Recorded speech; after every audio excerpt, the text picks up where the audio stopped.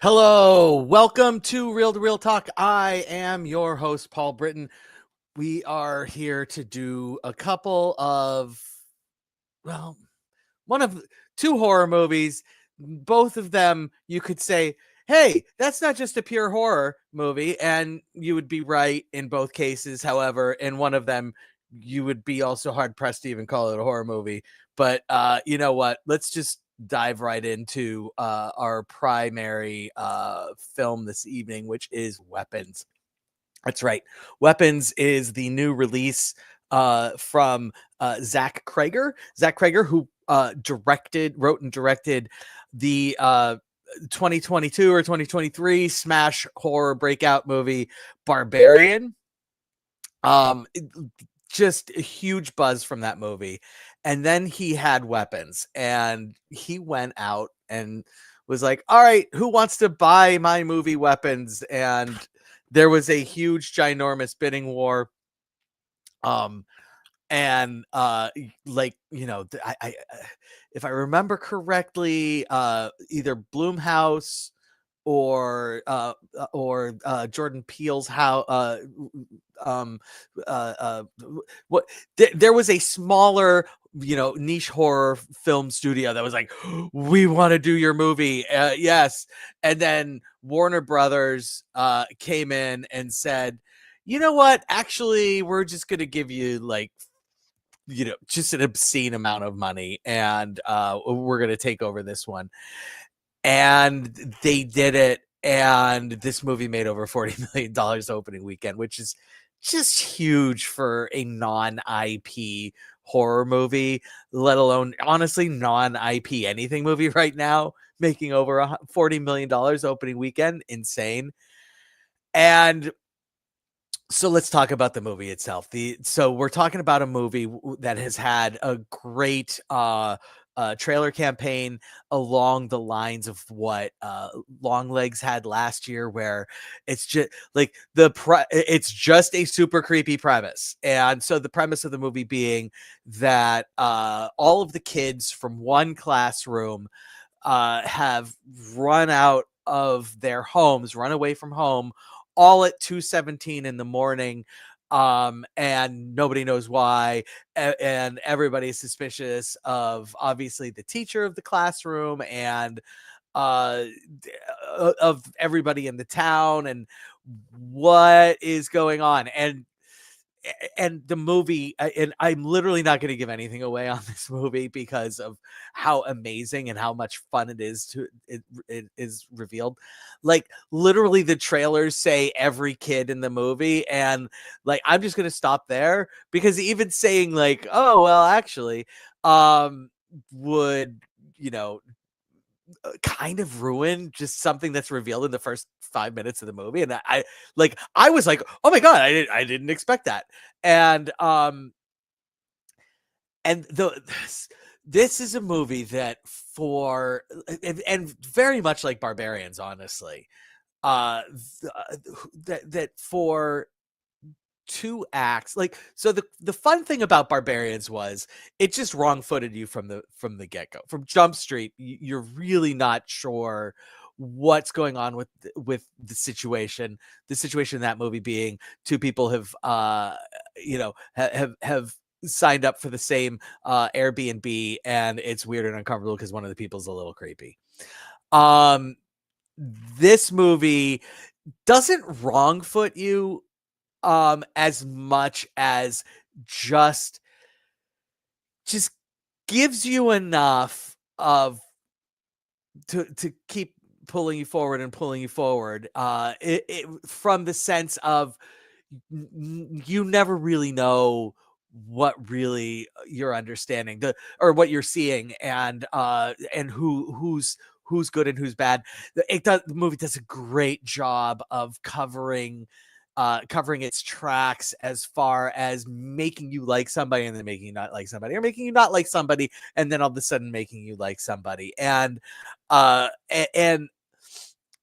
So much so the way the movie unfolds is, it's presented in chapters where the chapters are, here's the story from a certain person's point of view, and there are 6 people, might have been 5, there are 6 people who you get to see the story unfold from their point of view. And so, if they only did one person, you could say, okay, well, it could have been a 45-minute movie, because they do retell a lot of things that go on. But, as a, 215-hour movie, you get to, like, those different vantage points become really, really important. And the first vantage point that we're given is the teacher of the classroom, played by Julia Gardner, most recently seen this summer in the Fantastic Four movie, which not enough of you went out and saw. And we get to see everything unfold from her point of view. Obviously, being the teacher of the classroom from the missing kids, uh, it's there's a lot of tension. There's a lot of uh you know distrust coming your way as the viewer from her point of view. But also you realize that while she does love the kids, she's also not a perfect person. Like, yeah, she probably drinks a little too much, and yeah, she probably doesn't regulate her relationships very well. And um you know it's just, but it's just human. Like, it's just like she's being persecuted for being human who happened to be in a really bad place, being the teacher of all the kids that happened to run away from home.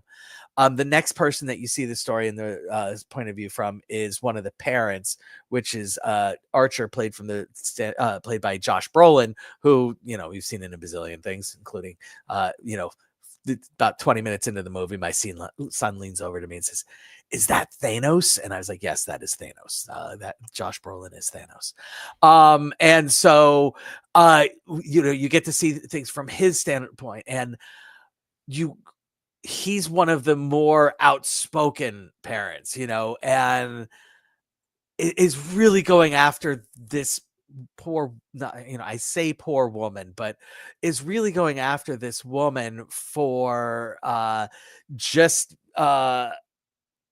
being, the one who is in the wrong place, being the teacher of the kids.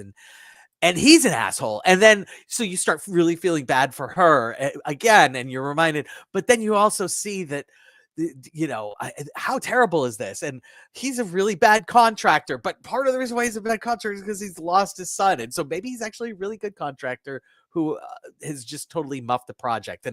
And you just, it's, oh man, it's, you get things things unfold, and then you get to see the story from a few of the side characters, and including, like, a cop that the teacher has a fling with, and the principal, played by Benedict Wong. And you get to there's a there's a the local homeless druggy guy who plays a really central figure. His segment is really fucking funny, like genuinely just laugh out loud funny. And, like, you're like, this is clearly the worst person, and yet his is clearly also the funniest segment, and also clearly the one of the more difficult to watch, just because, well, first of all, part of you is wondering, is this a reliable narrator? And secondly, oh god, he's just looking for drugs the whole time. And you and then the last chapter, it becomes blatantly obvious. Actually, there's a chapter before we get to, I believe we're introduced to one of the key characters in the movie during the principals chapter.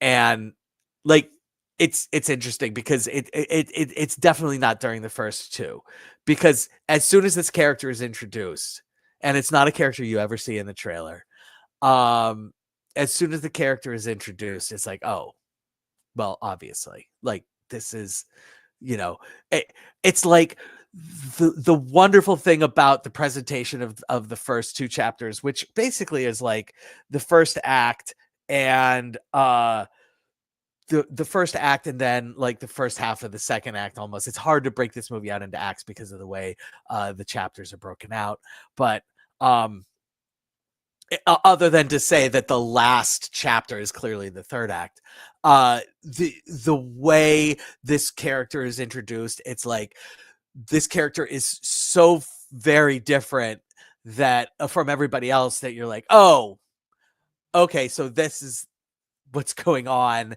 And um it really becomes it transforms from a who done it thriller to just like a sit on your edge of the seat thriller as you watch the incidents around that new character unfold. And it's just gripping and terrifying, and in the very end, ridiculously cathartic. And I just gotta say that this is like one of those movies that it's like, man, go see this in a theater. Like, because not only is the darkness important, because it really, the darkness is so important in this movie. Not only is, just having the big picture always is great, but playing up off of the other folks in the theater in this case is so important. It really adds to the atmosphere. So here at Real to Real Talk, I'm just gonna go ahead and give this its review, because I really trying to avoid spoilers here. And if I talk anymore, I'm just gonna ruin the whole thing. I don't think I've ruined anything. I hope I've made it so that you want to go see it. Here at Real to Real Talk, we don't do stars, we do tacos. And if we feel like something deserves a little bit of extra tacos, we go ahead and add guac instead of like saying I'll give it a half a taco. Why? Because nobody eats a half a fucking taco. So um I've been struggling with this one. This is definitely one of my favorite movies of the year. uh I don't know that I'm at 5 tacos on this movie though. And I feel bad about that. I would love to give this movie 5 tacos, but I think I'm just going to go ahead and land on 4 plus guac and say, "Hey, maybe if I get to see it again, I'll bump it up to 5 tacos." But I mean, she's, like, honestly, the what's preventing me from going to 5 tacos is that I know that I gave Sinners 5 tacos, and it's not quite on it. It's just not quite on the level of Sinners. It's just not like, and so I'm just, I'm 4 plus guac. It's fantastic. Go see it.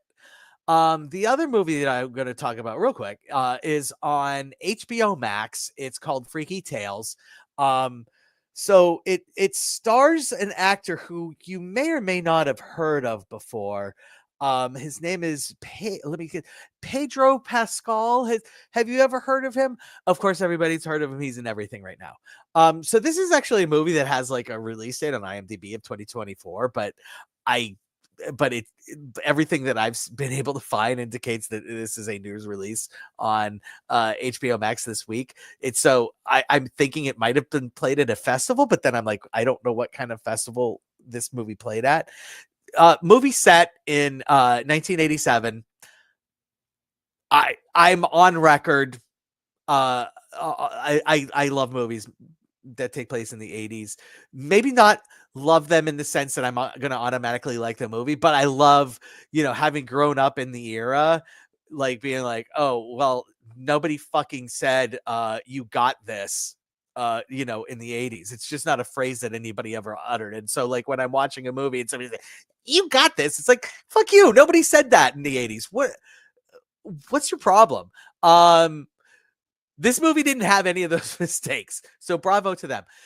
It's a compilation movie. This is a,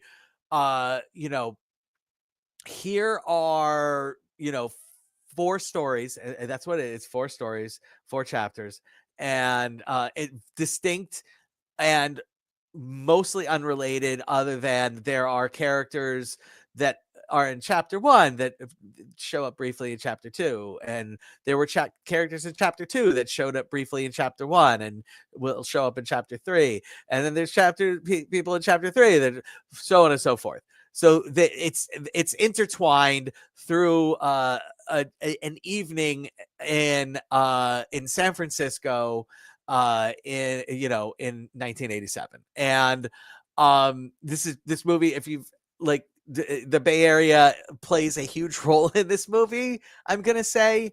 Not only it's actually I'm gonna take back San Francisco. I said San Francisco, I meant to say Oakland. It takes place in Oakland. I'm pretty sure. Shit. Anyway, we're gonna say it takes place in Oakland. It's the Bay Area. It takes place on the evening of one of like a big playoff game for the Golden State Warriors. Everybody knows the Golden State Warriors now because of Steph Curry, but in 1987 nobody knew anything about the Golden State Warriors. But we know this because one of the running things throughout the movie is the one of the star players for the Golden State Warriors, Sleepy Floyd, has a huge fourth quarter, 29 points, and brings the Golden State Warriors back from for a Game 4 victory over the Los Angeles Lakers. They ended up losing the series in 5, but they had one game where it was like, yay. And the four tales that are told here is, one, there's a bunch of punk fans who are being harassed by skinheads, and then they decide, you know what, we need to be prepared for the skinheads, and decide to fight back. Then the next one, which is my second favorite story, is there is a pair of like a duet rapping rapping duet pair of young women who have been offered an opportunity to do a rap battle against Too Short, real rapper. Too Short plays a role in the movie, but obviously they get an actor to play Too Short because he's too old now. And like they have a rap battle, and the women win. Oh, one thing really important running throughout the movie is the fact that so this is not a horror movie. It is more of a sci-fi movie, but the way they market it makes you think, oh, it's a horror. It's not. It's a sci-fi movie. The thing that's a thread throughout the movie is that within the Bay Area there is this green glow that is empowering people, okay, and giving them powers. And so in the fight against the skinheads, the punk folks are given power, the rappers are given power, and they're rap against Too Short. Pedro Pascal plays the muscle behind a money collections folk, a loan shark guy. And he by the way, the big muscle, the big bad guy is played by Mendelsohn. Wait, what's the guy's name? I want to get his name right. He's in so many movies and he's fantastic in everything he does. Mendelsohn. What's his first name though? Damn, they buried him. The Pedro. I gotta mention the Pedro Pascal segment starts with Tom Hanks playing the clerk at a video store, and has an amazingly fun exchange with Pedro Pascal about the top 5 underdog movies of all time.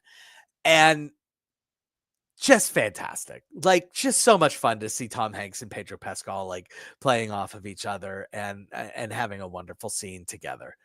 And then the last chapter is where everything is brought together, where Mendelsohn isn't just like a loan shark, but he's also a cop. He's a dirty cop. And he also is the father of one of the skinheads. So he's there. And he also runs like a crime syndicate that decides to rob the houses of some of the NBA players that are in the middle of a game. and in so doing accidentally kills the mother of Sleepy Floyd, and then so Sleepy Floyd shows up at Mendelssohn's crime syndicate hideaway and does kung fu on everybody. And that final story is by far and away the most fun. None of the stories are great.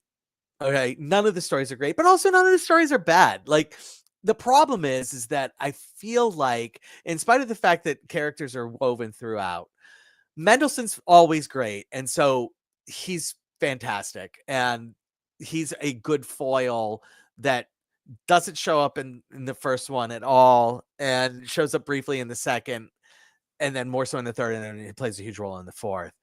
And it needed more of him.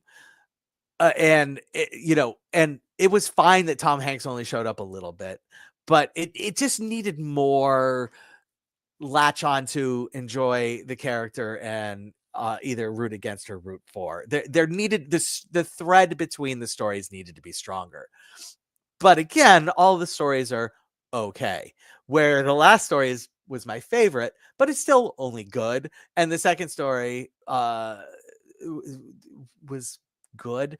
So ultimately, this movie is just good. I would watch it. Like, this is a three taco movie. Like, this is just the classic. Like, and they're not very good tacos. Like, I can't. I would. This is probably realistically like a 2 taco plus guac movie, but I feel bad because I so enjoy the Tom Hanks scene is so good that I want people to go turn it on just to see Tom Hanks interacting with Pedro Pascal talking about movies at a VHS store. It I don't know what to tell you. Also, Tom Hanks pops up during for a mid-credit scene that's super fun too. So, like, Freaky Tales, just check it out. 3 tacos. That's all we got here for you today at Real Talk. I will be off next week. There will not be a show next week, but I'll come back the week after and do just a twice as good show. I hope you enjoyed yourselves. Please go out and see movies. Definitely go see Weapons. And if you haven't seen Fantastic Four yet, now's the time. All right.